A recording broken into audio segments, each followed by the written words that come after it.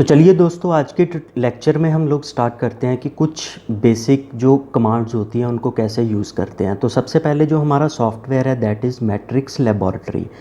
तो सबसे पहले हम वही देखते हैं कि कोई भी मैट्रिक्स हम लोग कैसे क्रिएट करते हैं यूजिंग इनबिल्ट फंक्शंस और कमांड्स, राइट। तो चलिए स्टार्ट करते हैं। तो सबसे पहले हमारी जो कमांड्स हैं मैं उनको जस्ट सिंपली कमांड विंडो के अंदर ही चला कर देखूँगा कि उसके रिज़ल्ट्स जो हैं वो कैसे आ रहे हैं मेरे पास। तो उसके लिए मैंने अपनी कमांड विंडो में चले जाना है। कमांड विंडो ओपन करने के बाद हमारे पास जो फर्स्ट फंक्शन आता है दैट इज़ रैंड। मैं एक वेरिएबल लेके डिफ़ाइन कर लेता हूँ, उसके अंदर मैं इनबिल्ट फंक्शन लगाता हूँ रैंड। रैंड का मतलब है रैंडमली। यहाँ पर फ्रेंड्स आपने एक चीज़ का ध्यान रखना है जो मोस्ट इम्पॉर्टेंट है कि अगर हम कोई भी इनबिल्ट फंक्शन या कमांड जो है वो यूज़ कर रहे हैं तो उसके साथ हम हमेशा हमारे जो राउंड ब्रेसेस हैं वही डालेंगे, राइट। तो रैंड के आगे मैंने 2,3 डाल दिया। अब जो 2 है ये रिप्रेजेंट करेगा हमारी नंबर ऑफ़ रोज़ को और जो 3 है वो रिप्रेजेंट करेगा हमारे नंबर ऑफ़ कॉलम्स को। तो ये लिखने के बाद जैसे मैं इसको एंटर करता हूँ तो आप लोग देख पा रहे हो कि हमारी 2 रोज़ और 3 कॉलम्स जो हैं वो जनरेट कर दिए हैं रैंडमली कोई भी वैल्यू उठाकर। तो आप रोज़ और कॉलम्स की वैल्यूज़ जो है वो इंक्रीज़ डिक्रीज़ कर सकते हो एज़ पर यूअर रिक्वायरमेंट, ठीक है जी।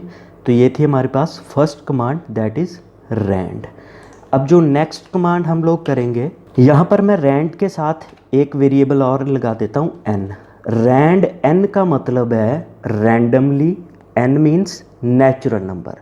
तो कोई भी रैंडमली ये नेचुरल नंबर उठाएगा, हो सकता है पॉजिटिव भी हो सकता है नेगेटिव भी हो, और 4/3 की जो मैट्रिक्स है उसको क्रिएट कर देगा, राइट। ये देखिए, अब जैसे आउटपुट में इसने पॉजिटिव नंबर भी लिए हैं और नेगेटिव नंबर भी जो हैं वो लिए हैं। तो यहाँ पर भी आप अपनी मर्ज़ी से रोज़ एंड कॉलम्स का जो है वैल्यू वो डिफ़ाइन करके आप इसकी आउटपुट जो है वो देख सकते हो, ठीक है जी। तो नेक्स्ट अभी मोस्ट इम्पॉर्टेंट जो हम बेसिकली बहुत सारे चीज़ों में यूज़ करेंगे वो है हमारी रैंड आई। आई जो है वो हमारा रिप्रेजेंट कर रहा है इंटीजर्स को, लेकिन इसका सिंटैक्स जो है फ्रेंड्स वो थोड़ा सा डिफरेंट है। एक बार मैं आपको चलाकर दिखा देता हूँ। ऐसे ही 2,3 हमने वैल्यू ली तो एंटर किया, लेकिन इसकी आउटपुट में आप देख पा रहे हो कि इसने जो हमारे पास आउटपुट दिया दैट इज़ 3/3 मैट्रिक्स। तो ये बेसिकली रैंड आई का सिंटैक्स है क्या? रैंड आई का सिंटैक्स है फ्रेंड्स, सबसे पहली जो हम वैल्यू लिखेंगे वो हमारी वैल्यू डिफाइन करेगी maximum value of element, right. और नेक्स्ट जो हमने 3 लिखा है ये हमारा रिप्रेजेंट कर रहा है number of rows and number of columns. तो अब देखिए, जैसे मैं इसको लिख के एंटर करता हूँ तो आप देख पा रहे हो ये 3/3 की मैट्रिक्स क्रिएट हो गई है, लेकिन किसी भी एलिमेंट की वैल्यू 10 से ज़्यादा नहीं है, राइट। तो अभी हमारे माइंड में ये आता है कि क्या हम रैंड आई को यूज़ करके सिर्फ और सिर्फ स्क्वायर मैट्रिक्स ही बना सकते हैं? नहीं, ऐसा बिल्कुल नहीं है। उसके लिए क्या है, हमने बेसिकली रैंड आई के साथ फर्स्ट जो है वो मैक्सिमम वैल्यू डिफाइन कर दी। नेक्स्ट आपने जो लिखा है वो number of row and column लेता है। अगर मैं इसके आगे एक और वैल्यू डिफाइन कर दूं तो ये फिर सेंटर वाली को नंबर ऑफ़ रोज़ मानेगा और इसको 4 को मानेगा नंबर ऑफ़ कॉलम। तो अभी हम इसकी आउटपुट देखते हैं कि कैसे आएगी। तो अब देख पा रहे हो आप कि कोई भी एलिमेंट 10 से ज़्यादा नहीं है और 3 रोज़ हैं और 4 कॉलम्स जो हैं वो हमारे पास जनरेट हो चुके हैं।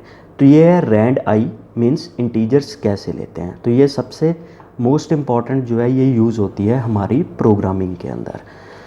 तो अभी हम बात करते हैं कि अगर हमने अपनी मर्ज़ी से एलिमेंट्स लेने हो तो वो कैसे ले सकते हैं।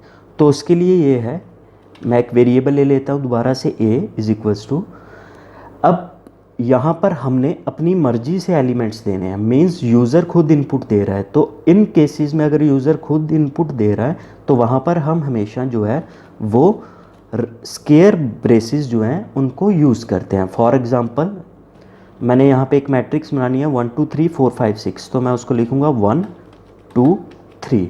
अगर तो हम फ्रेंड्स बात कर रहे हैं सिर्फ एक ही रो की, तो वहाँ पर हम एलिमेंट्स को स्पेस के साथ या फिर कॉमे के साथ डिफाइन कर सकते हैं।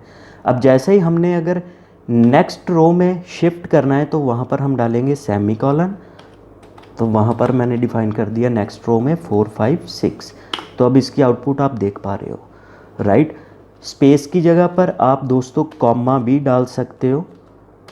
हमारी दोनों केसेस में जो है आउटपुट वो सेम ही रहेगी। तो ये था, हमने अगर खुद अपनी मर्जी से कोई मैट्रिक्स क्रिएट करनी हो एलिमेंट्स लेकर। अभी नेक्स्ट जो हमारा मोस्टली यूज़ होने वाला फंक्शन इनबिल्ट कमांड है वो है डिस्प। डिस्प का मतलब यहाँ पर दोस्तों है डिस्प्ले। डिस्प इनबिल्ट फंक्शन है तो इसके साथ आएंगी हमारी राउंड ब्रैकेट्स। यहाँ पर हमने सिंगल इन्वर्टेड कॉमा डाल के अपने कमेंट्स जो हैं वो लिखने हैं। आप जो भी कमेंट्स डिस्प के अंदर लिखोगे आउटपुट में आपको वही वो डिस्प्ले करवा देगा, ठीक है जी। तो यहाँ पर आप अपनी मर्ज़ी से कोई भी जो कमेंट्स हैं कुछ भी आप टाइप कर सकते हो, वो आपको आउटपुट में वो डिस्प्ले करवा देगा। तो इसी डिस्प फंक्शन को यूज़ करके हम एक छोटा सा प्रोग्राम जो है वो बनाते हैं ताकि हमें थोड़ा और क्लियर हो। तो उसके लिए मैं अपना जो है एडिटर विंडो में चला जाता हूँ। एडिटर विंडो में जाने के बाद मैंने यहाँ पे एक छोटा सा दोस्तों प्रोग्राम बनाया है by using if and else. आपने ध्यान रखना है कि अगर आप कोई भी प्रोग्राम बना रहे हो तो उसके ऊपर हमने CLC और क्लियर ऑल जो है वो हमेशा लिख लेना है ताकि कमांड विंडो और जो वर्क स्पेस है वो हमारी क्लियर हो जाए, ताकि हमें आउटपुट जो है वो एग्जैक्ट प्रॉपर दिखाई दे। तो यहाँ पे मैंने एक वेरिएबल लिया हुआ है ए में मैंने वैल्यू डिफाइन किया है 100।